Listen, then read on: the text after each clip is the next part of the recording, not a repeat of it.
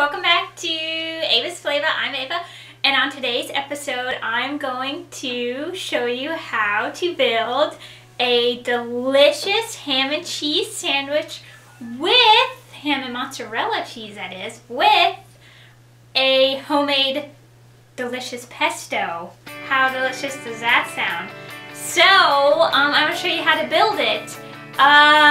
Kids have Build-A-Bear. Why can't adults have Build-A-Sandwich? I guess that's kind of nice. Does that make sense?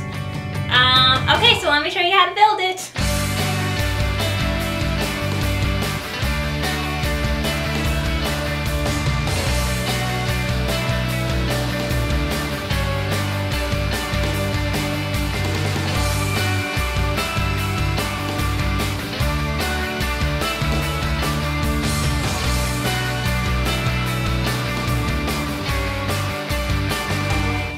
Okay, so first what you're going to need for this sandwich is a few slices of ham or turkey or any kind of meat you like, some delicious slices of bread, mozzarella cheese.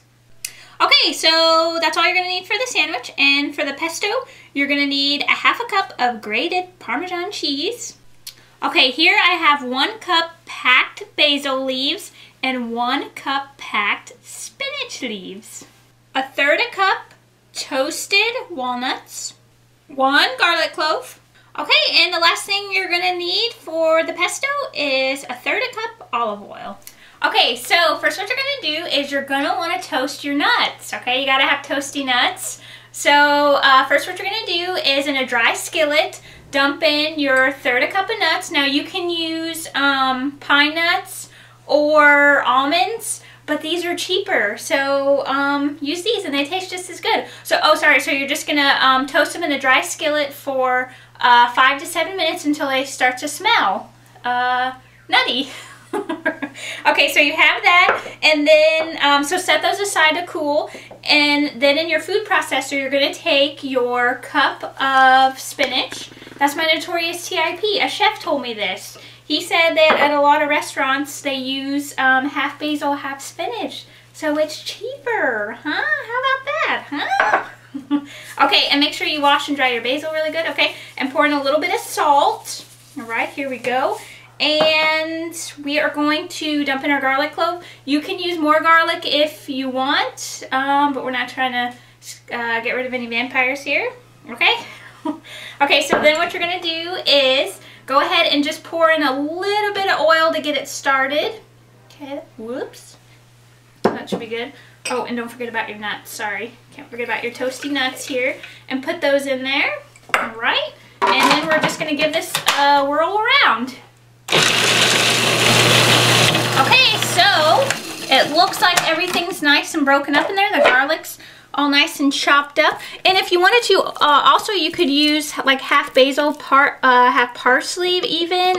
Maybe a little bit of arugula would be good. Just do whatever you like. Okay, so scrape down the sides and put the lid back on. And then you're going to turn it back on and slowly start streaming in your oil. Alright guys, it's pesto. Oh wait, not yet, we gotta add the cheese. Okay, so here it is. If you didn't want it, if you wanted it more like pasty, you can don't add as much oil, maybe like 1/4 cup, or if you wanted it more oily, add another tablespoon or so of oil. You see how that works there, huh? So now you know how to make your own pesto and it's so easy. Okay, so next what I'm gonna do here, get that out of the way. We're going to just pour this in a bowl here. And this is so delicious to do what I'm going to do, use as a sandwich spread, or cook up some pasta and add it to that, like pesto pasta, and add some sun-dried tomatoes or anything, okay? So add in your cheese, and this is just basic Parmesan cheese, but if you wanted to, you could use the expensive Parmesan Reggiano and pine nuts. Your stomach will fit it, but does your budget? Okay, so just mix this around until all the cheese is nice and combined, and you can also taste for salt to see I already did and it didn't need any. I'm going to set this to the side and start assembling the delicious sandwich. Okay guys, spread them. Are you ready? Are you ready to start spreading the pesto on the bread? Because I am. Alright, so behind me I have my skillet on about medium-high with just a tad bit of butter in there, just warming up, because I'm going to toast these suckers. But then you're just going to take your bread and spread as much pesto as you like. And I think I already said in Notorious TIP, but maybe I didn't. Put the pesto on top of pasta, or you can use it as a marinade. I just put a little bit more oil in there. There's so many things that you can do. Make a pesto pizza. I posted this picture of this sandwich a couple days ago just because I had it for lunch, and a lot of you guys liked it, so I decided I'd show you. Okay, okay, so next what you're going to do is top with your ham or any choice of meat that you like. And I wanted to tell you guys, I think the most important thing to building a delicious sandwich is getting delicious bread. This is rosemary olive oil bread that I got from Publix, but you can use sourdough or French bread would be really good, but I think you should definitely use bakery fresh bread. And I know it goes stale a little bit faster, but stale bread makes the best French toast, breadcrumbs, croutons, so just work with it. And it toasts up really nice, okay? So no excuses. Okay, so, and then you're just going to top with cheese, any kind that you like. I'm using mozzarella today. And then I'm going to put a tomato on at the end. Okay, so I'm going to put the lid on these sandwiches, and I'll meet you guys when we get to toasting.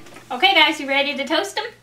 So I just have a little bit of butter in my pan. You can use olive oil, cooking spray, whatever you like. I just like butter. And here's a little trick that I do to make them. I don't have a Panini press or whatever, so I just put them in my skillet and then get my smaller skillet, cast iron skillet, and just put it on top, and it kind of pushes down on them, melts the cheese, and makes them like Panini style. If you don't have a skillet like this, get a brick outside or a rock and wrap it in some tinfoil and use that. Or use, Chubbo's giving me a look, honey, it works. Or if you only know what I did with your food, honey. Just kidding. Or you could just use a plate and put it on top. But it works. I'll show you guys what it looks like when it's all nice and toasted. Oh, sorry, just toasted for maybe 3 minutes. I'll time in and let you know. Okay guys, it's been exactly 3 minutes, so let's flip it.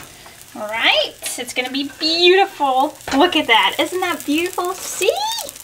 There you go. Okay, so put the skillet back on, and back on top or whatever you have, a brick. And let it cook for another 2 minutes. And we're gonna open it up, put some tomato in it, and take a bite.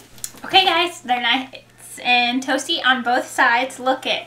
Back, front, beautiful, isn't it? Doesn't this look stinking delicious? Maybe I deliver.